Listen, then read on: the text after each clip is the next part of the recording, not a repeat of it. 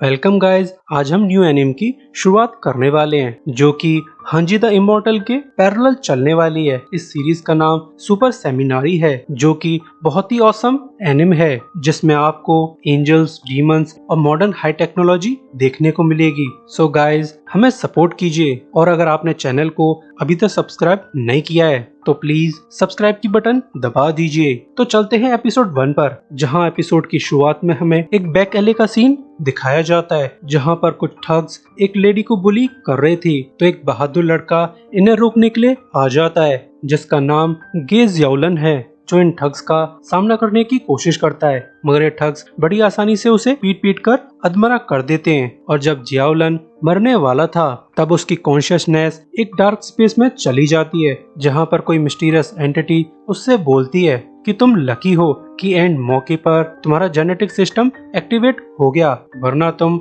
आज तो मारे गए होते। वैसे ये आवाज जियाओलन के जेनेटिक सिस्टम की थी और जियाओलन को उसकी बातें जरा भी समझ नहीं आती। बस उसे इतना पता है कि वो आज मरने नहीं वाला और इसी के साथ वो रियलिटी में लौट आता है और फिर वो ठग से लड़ना शुरू कर देता है और एक ही किक में वो ठग्स के लीडर लियू चेंग को उड़ा देता है और ऐसा लगता है लियू चेंग मारा गया। तो ये सब देखकर जियाओलन की चटक जाती है, तो वो सीसीटीवी के सामने जोर जोर से चिल्लाने लगता है कि जो भी मुझसे हुआ वो सेल्फ डिफेंस में हुआ, मैं कोई किलर नहीं हूँ। असल में जियाओलन को लगता है कि सीसीटीवी फुटेज के थ्रू वो अपनी इनोसेंस प्रूव कर सकता है, मगर असल में लियू चेंग मरा नहीं था। इसके बाद लियू चेंग खड़े होकर जियाओलन से लड़ने लगता है और फिर इन दोनों के बीच तगड़ी फाइट चालू हो जाती है। मगर तभी यहाँ पर पुलिस आ जाती है, वो भी सही समय पर, मगर वो लोग सभी को अरेस्ट कर लेते हैं इंक्लूडिंग जियाओलन। इसके बाद ये पुलिस वाले इन लोगों को लेकर यहाँ से चल देते हैं। तो पुलिस वाली लेडी जियाओलन से पूछती है कि तुम उससे क्यों लड़ रहे थे और तुम्हारे अटैक्स इतने पावरफुल कैसे हैं जो तुम लोगों ने इतनी तबाही मचाई है, ये काम किसी इंसान का तो नहीं लगता। मगर इन सवालों के जवाब जियाओलन के पास भी नहीं थे। वो बेचारा चुपचाप बैठा सोच रहा था कि क्या वो सुपरमैन बन चुका है, और यही हाल लियू चेंग का भी था। इसके बाद हमें एक सीक्रेट बेस दिखाया जाता है जो कि द ग्रेट वॉल प्रोजेक्ट का हेडक्वार्टर है, जहां पर एक सोल्जर अपने बॉस को रिपोर्ट करता है कि लियंग स्टार से एक मैसेज आया है जो कि डिलेना गॉडेस ऑफ सन का मैसेज है। वो यहाँ अर्थ पर आना चाहती हैं और एज अ गिफ्ट उन्होंने अर्थ पर मौजूद सुपर वॉरियर्स के जेनेटिक सिस्टम्स को एक्टिवेट कर दिया है। और ये रिपोर्ट करके सोल्जर यहाँ से निकल जाता है, मगर तभी यहाँ पर एक ब्यूटीफुल सी लेडी आ जाती है जिसका नाम क्वीन वे है। तो जनरल क्वीन वे से बोलता है कि हमारे सिस्टम्स ने डिटेक्ट किया है कि प्लूटो के पास एक वर्म होल खुलने वाला है, यानी कोई एलियन सिविलाइजेशन अर्थ को इन्वेड करने वाली है। और रूमर्स के हिसाब से ताओतिए नाम की सिविलाइजेशन अर्थ पर अटैक करने वाली है। वैसे ताओतिए बहुत ही एग्रेसिव सिविलाइजेशन है, तो हमें उनके अटैक्स के लिए रेडी रहना होगा।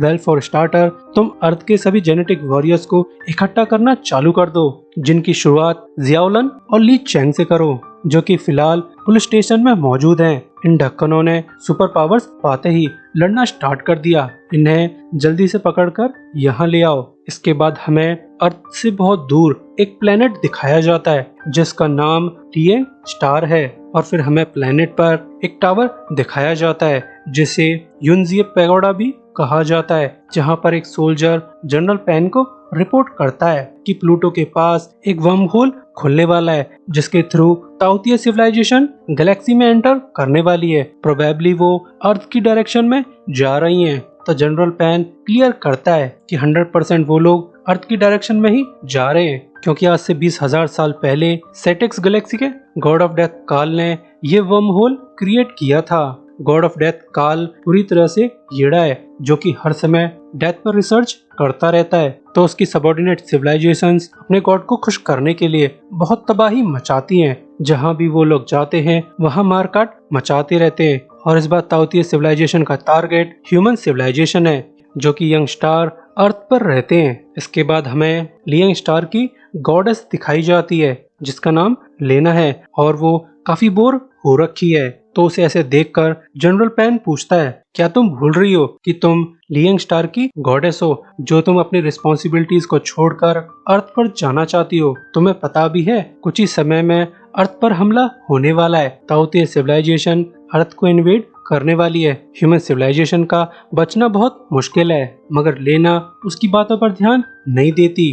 तो जनरल पेन उसे समझाने की कोशिश करता है कि ह्यूमन सिविलाइजेशन सिर्फ 5000 साल पुरानी है और हमारी लियंग सिविलाइजेशन 60,000 साल पुरानी है। तुम इतनी यंग सिविलाइजेशन में जाकर क्या करना चाहती हो? तो लेना बोलती है कि मैं बस एक पपेट रूलर हूँ जिसके पास कोई भी रियल अथॉरिटी नहीं है। मुझे हर समय इस पैलेस में रिस्ट्रिक्ट करके रखा जाता है। हर समय मुझसे कहा जाता है ये मत करो, वो मत करो, वगैरह वगैरह। तो जनरल पेन लास्ट में लेना की बात मान जाता है और उसे बोलता है कि तुम फिक्र मत करो, मैं एल्डर्स से बात करूंगा, शायद वो तुम्हें जाने की इजाजत दे दें। इसके बाद सीन चेंज होता है जहां हमें टियानहे सिटी दिखाई जाती है, जहां पर एक छोटा सा मीटियोर एक बिल्डिंग में आकर लगता है, मगर यहाँ पर कोई भी धमाका नहीं होता क्योंकि ये मीटियोर था ही नहीं। ये तो एक बहुत ब्यूटीफुल सी एंजल थी जो कि अर्थ के बाहर से आई है। इस एंजल का नाम एंजल यान है, जो बिल्डिंग में मौजूद लेडी से कहती है कि 2000 साल पहले तुम्हारे पूर्वजों ने कहा था कि वो लोग अर्थ पे एंजलिक बिलीफ्स को फैलाएंगे, मगर मुझे ऐसा क्यों लगता है कि तुम लोगों ने अपना काम ढंग से नहीं किया है। जिसका ऑफिस वाली लेडी कोई भी जवाब नहीं देती। तो एंजल यान उसे बताती है कि तुम्हारी अर्थ बहुत बड़ी मुसीबत में पड़ने वाली है क्योंकि एक एनिमी सिविलाइजेशन अर्थ को इन्वेड करने वाली है और उनके इंटेंशंस बिल्कुल भी अच्छे नहीं है। वैसे भी ह्यूमन सिविलाइजेशन बस एक प्री न्यूक्लियर सिविलाइजेशन है जो एनिमी सिविलाइजेशन को टक्कर नहीं दे सकती।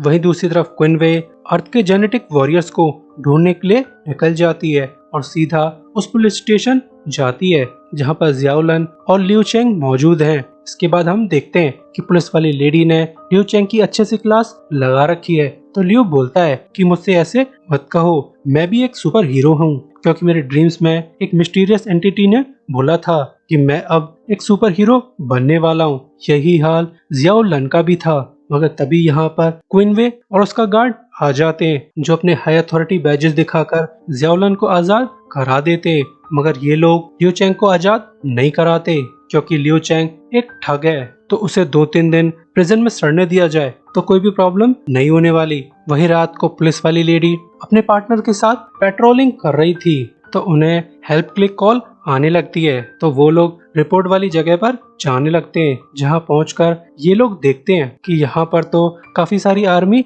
आई हुई है और पुलिस वाली लेडी के कुछ समझ पाने से पहले ही इनकी तरफ कुछ अटैक्स हो जाते हैं जिससे ज्यादातर आर्मी डिस्ट्रॉय हो जाती है और एक लेजर बुलेट इस लेडी के भी आर पार हो जाती है। और इसी सीन के साथ ये एपिसोड एंड होता है। सो अभी के लिए good bye, thanks for watching.